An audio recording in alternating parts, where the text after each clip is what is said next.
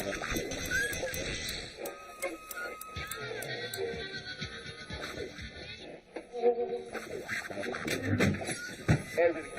it working yet, Ruby? I'm having trouble with the tuning.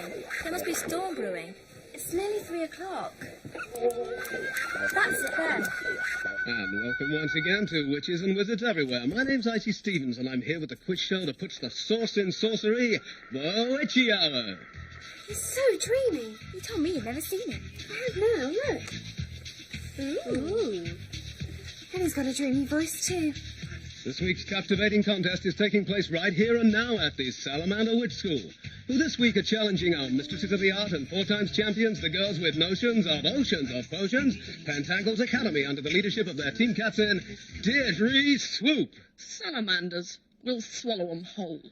Charming. There's confidence for you. Let's hear it for the mighty Pentangles. Your reputation goes before you, Deirdre. Are you ready for this one? Somebody's got to support them, otherwise it's Good, that makes 2 of us. Well, here's your first question, Deirdre. For a truly superior witch education in the traditional style, choose Pentangles, cited recently as one of the top 10 centres for sorcery. Brochure like this must have cost a fortune. They attract the pupils, Constance, which means they can charge high fees, which means they can afford a glossy perspective. Which means they attract even more pupils. How many new girls are booked into Cackles for next year? 5. 2 more parents changed to Pentangles yesterday. Standards have been allowed to slip. The moment we started to take on girls like... Mildred Hubble? Well, I did warn you. Word gets around. And then the parents of high-flying young witches... Like Ethel Hallow? ...decide to send their children elsewhere. Pentangles gets the creme de la creme and we're scraping the bottom of the barrel. Well, Pentangles ran rings round Salamanders at spellbinding, but Salamanders crawled ahead at potion picking to go neck and neck with pent-up Pentangles into the final round. And now it's just one tiebreaker question to decide who gets the money, books and resources to help their school. Come on, listeners, let's hear a cheer from out there to in here.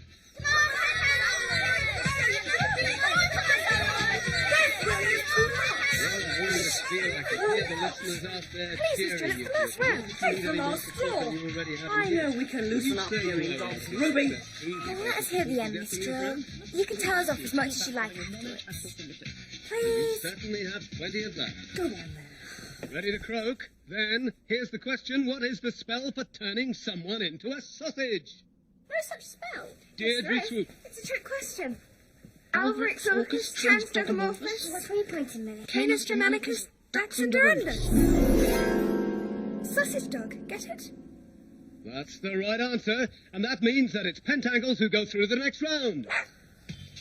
Millie! Oh no. You've done it now, One more Millie. chance this series for a challenge to the powerful Pentangles. Wait a minute. What school will it be? I'm pulling a postcard out of the witch's hat, and it says... Cackles Academy! Yes! Who could be mad enough to enter us? So, Cackles Academy. That's a turn off for the books. Bit of an unknown quantity, that one. Mildred? Confident, Deirdre? We only entered for a laugh. We didn't think we'd actually get chosen. Oh, Miss Sure Joe, they will. I'll change you back right away. I don't know what to say. Jadu? Mildred? Whatever possessed you girls? The shame! The public humiliation! Why? For fun, Miss Cackle. Fun? To set us up as stooges for this icy character? There are prizes, Miss Hardbroom. Money for the school. I don't want to hear another word. How much money, Jadu? Thousands. And then there's the transdogrification of Miss Drill. All this stems from the misplaced kindness of allowing you girls space and time for leisure activities, which our young Dr. Frankenstein here has used to create this diabolical equipment. Good to see you, Cackle. No, don't get up, old stick. I'm not staying. Just flew in to congratulate you. Getting on the Icy Stevens show and all that. Quite a break for a second division outfit like Cackle's. Second division? Low profile. Know what I mean? Never thought you had the gumption for this kind of go-getting media exposure. Always took you for a stuffy old bird. Miss Pentangle. I expect you were attracted by the chance of feathering your nest, eh? Big cash prizes. As a matter of fact, it was all an accident. Oh, I see. Second thoughts, eh? Well, I'm not surprised. I expect the old chicken feeling came over you as soon as you realised who you were up against. Look here. Aha! Do I take that as a call to arms, Amelia Cackle? You may have been drawn into this against our will, Phyllis Pentangle, but I'll tell you this. Cackle's cats are more than capable of chasing your owls off their high perches. Are they indeed? Well, we'll see about that on Saturday. In the meantime, I suggest you brush the cobwebs out of your great hall and find someone who can make decent sandwiches. It's the challenger who hosts the show, you know.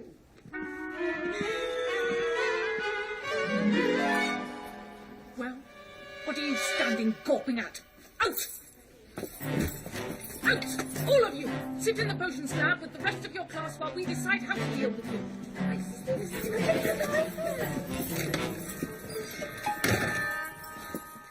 I felt, Miss Hardbroom, that the Academy's honour was at stake. Well, Miss Cackle, it certainly is now.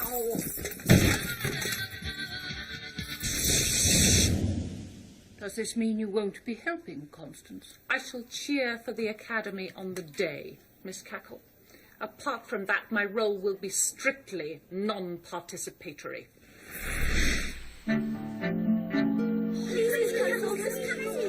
One more?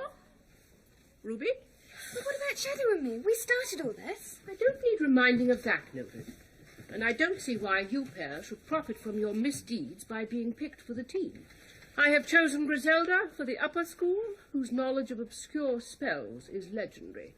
I shall be asking Sybil from the lower school, who is musical and knows her chanting.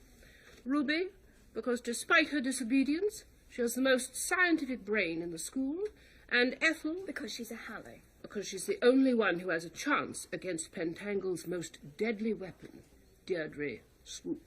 Deirdre Swoop? But she's all squawk. Even Mildred was beating her to the croak.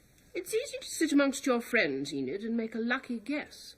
It's quite another thing when you're live on the witchy hour and the pressure's on you to come up with the right answer. You aren't exactly famous for coming up with the right answer, are you, Mildred? She just wants to sit next to Icy Stevens, Miss Cackle. Miss Cackle, Mildred and I know all the Witchy Hour games. If we can't be in it, maybe we can be the team coaches. That's the spirit. Great. When do we start? Given that the contest is on Saturday, Mildred, I suggest right away. Right. Here's the last one for Grizzy. A spell to make things lighter than air. Just what you need when your eyelids feel like lead. Ariatus, Impregnatus, Rosinflatus, Omnis Flatus.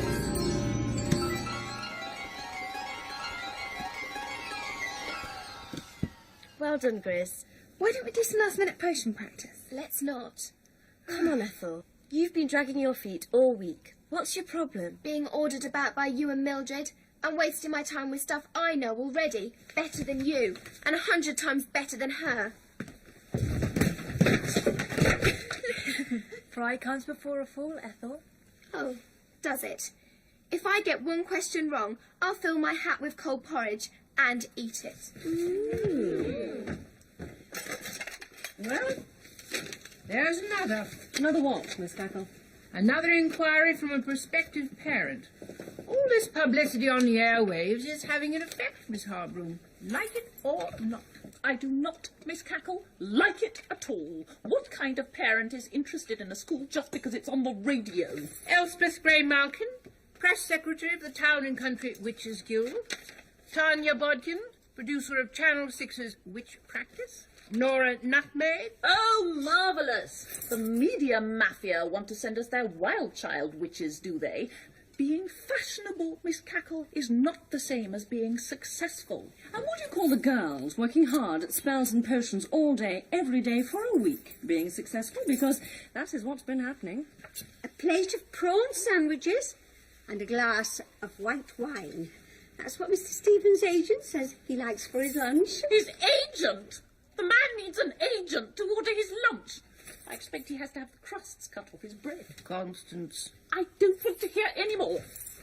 I would thank you when he arrives to act as if I wasn't here. He's coming! He's here!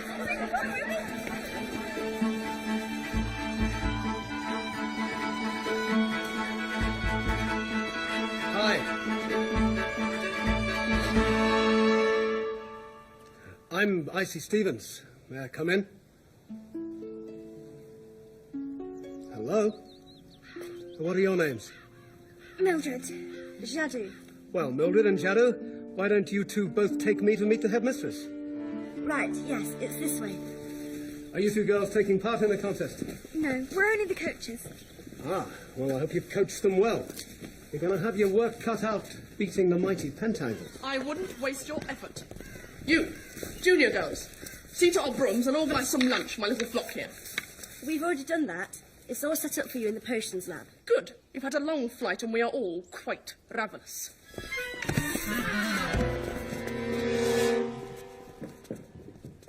He's very handsome and very kind, but he's a lot older looking than his photograph. Excuse me. We'll have a large plate of everything. What's your name? Enid. And hurry.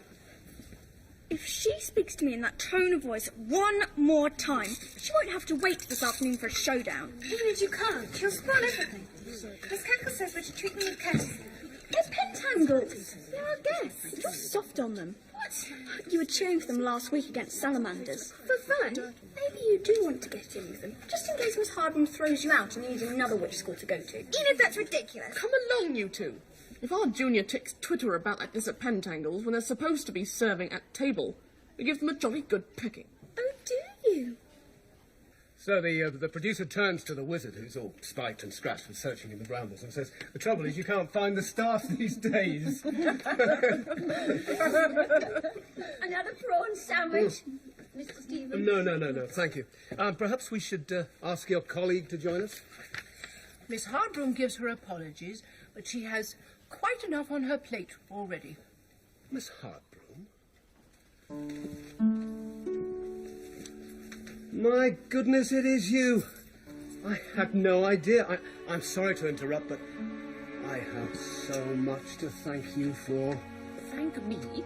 Why, yes, your speech at the Witch Education Conference 2 years ago. Standards. You were there? I covered it for Sorcery FM. You were so impressive, so clear, so forthright. They didn't actually use my feature on air, but it was you that gave me the idea for the Witchy Hour. Did I? Why, yes. As to magic potions, you said we can only brew... As well as we can remember. Remember, which is what the whole show is about. It's fun for the youngsters, and it motivates them to remember their spells and potions. And they listen in there, thousands trying to guess the answers before the contestants. Do they indeed? You were my inspiration, Miss Hartman. Or may I call you Constance? Would you care for a sandwich? No, thank you. But perhaps a glass of wine? Hello! Sorry to be late, Cackle. Been wading through applications, interviewing prospective pupils. Far too many.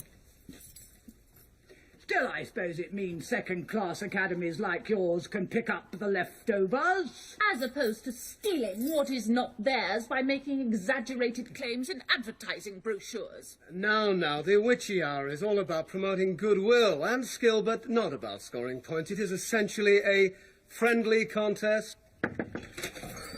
Please, Miss Cackle, you better come quickly.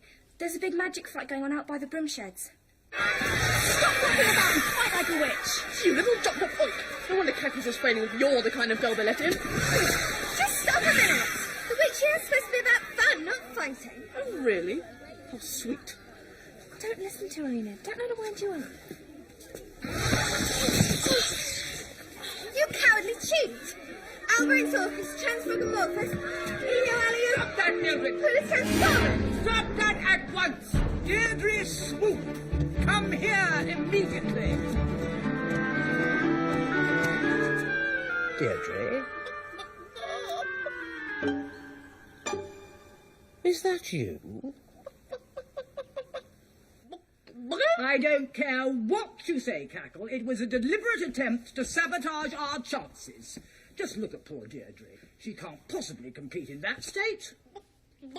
Yes, look, we have been through all this. The show goes live in 5 minutes. She'll have to give us a substitute. Fine. How about... No, I get to pick. I'll have her. Oh. You don't want her. Why don't... No, don't try and put me off.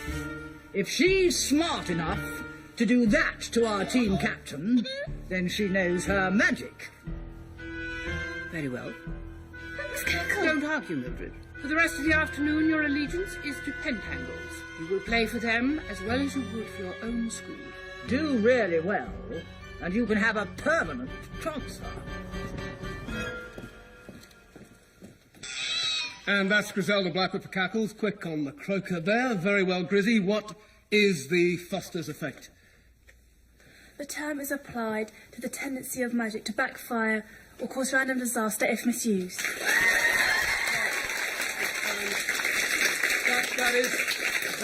That is almost what I have on my card. It's misused or overused. That's worth 5 points. But Cackle's cat's still not within clawing distance of Pentangle's owls, who owe much of their success today to their new team member, Mildred Hubble. You've hardly put a foot wrong so far, have you, Mildred? No. Well, don't look so down about it. Here's your own question, and the last of this half. In the Witch's Code, what is Rule 19, Paragraph 8? It is not customary. No, that's not it. No retaliation after retransfogrification. A witch who has been changed into an animal for the purposes of self-defence, on being changed back, must admit defeat. Well done, Mildred. It's almost as if you had the book before you. Well, we still have the second half before us, but before that we'll take a music break and a word from our sponsors. The Witching Hour is brought to you by... We'd like a word with you, Mildred. Outside. Ingredients for 4,000 years.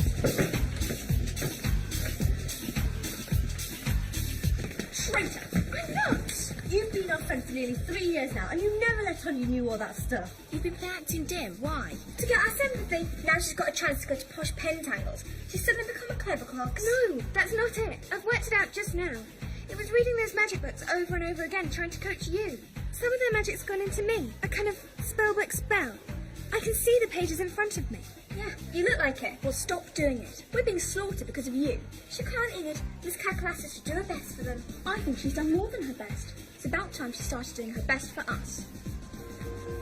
Mildred, you have 5 more seconds to name that chant, or I'll have to give the opposition a try. 5, 4, 3, Over the 2... mountains on Midwinter's Eve. It's a medieval Icelandic witch's flying chant. Well, Cackles have crept up 10 points thanks to Sybil, no their wonder star you didn't chanter. want to give me that one, Cackle. I can't understand why she wasn't in your team in the first place. Neither can I. Looks like Icy's game has succeeded where we have failed, with educating Mildred Hubble. But Pentangle's still slightly ahead. I wouldn't put money on that, Picking Miss time. Cackle. Magic ingredients from hags and horrocks are on the table in little pots. 2 members from each team has a cauldron and some H&H self-heating starter. And I call out the potion, then it's the first to make it, take it, and make it work. And it's, wait for it, a shrinking potion. Off you go.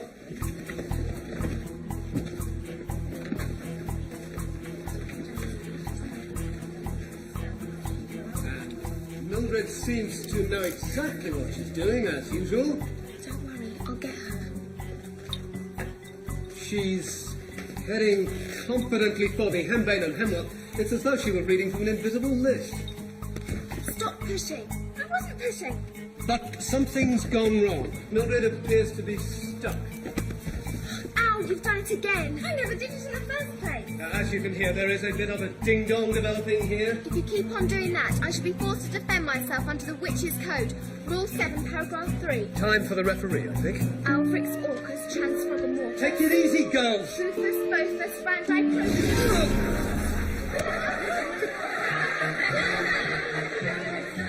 That's torture. He's off to the pond. I'll catch him.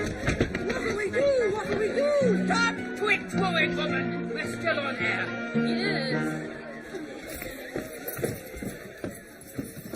Well, listeners, that was a witchy hour first.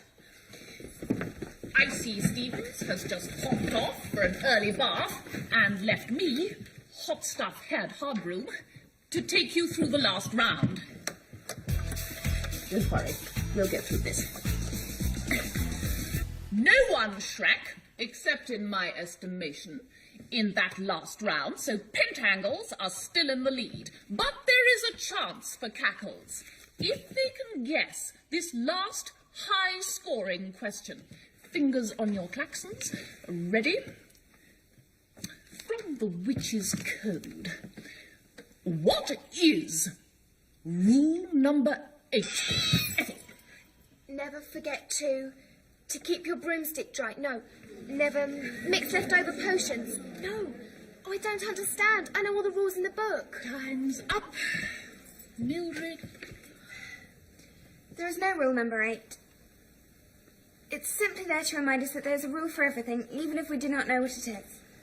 Well, that would make Pentangles the clear winners.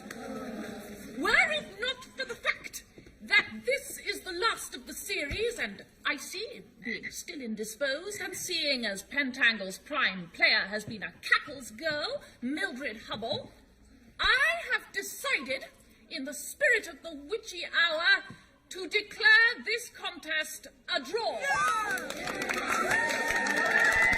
And to share the prizes between the two schools.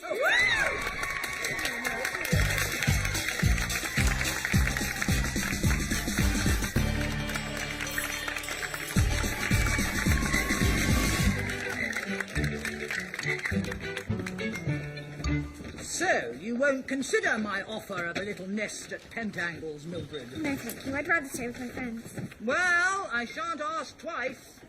I expect some of our glory will have rubbed off on Cackles after today. Ah! Go on! I don't know what it's going to be like living with Miss Memory. Don't worry, you won't be.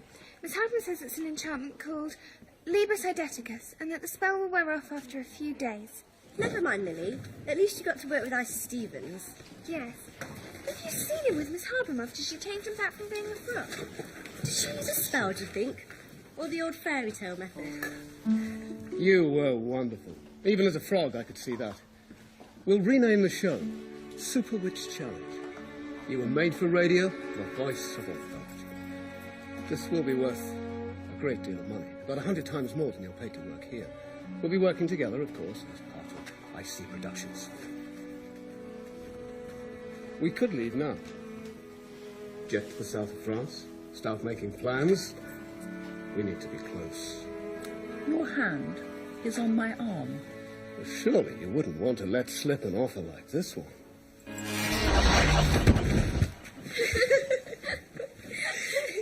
That was so funny.